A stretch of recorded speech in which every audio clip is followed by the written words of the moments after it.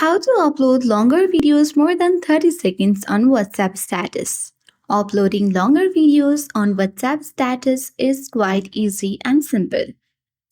Just you can open the Play Store on your device and then download a video editing app from the Play Store or Apple Store, example InShot, Video Splitter, and many more. And then you can easily open the app and import the video you want to split. You can split the video into 30-second segments. And once you have done that, you need to open WhatsApp application on your device. Tap Updates at the bottom left corner of the screen and tap My Status at top of the screen. Now to add the WhatsApp status, you need to select the first 30-second segment of your video and upload it. You can repeat the process for the remaining segments as well.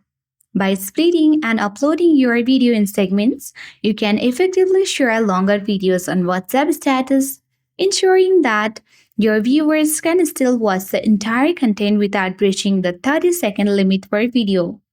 I hope this video was helpful. If it was, then do like, share, comment on this video.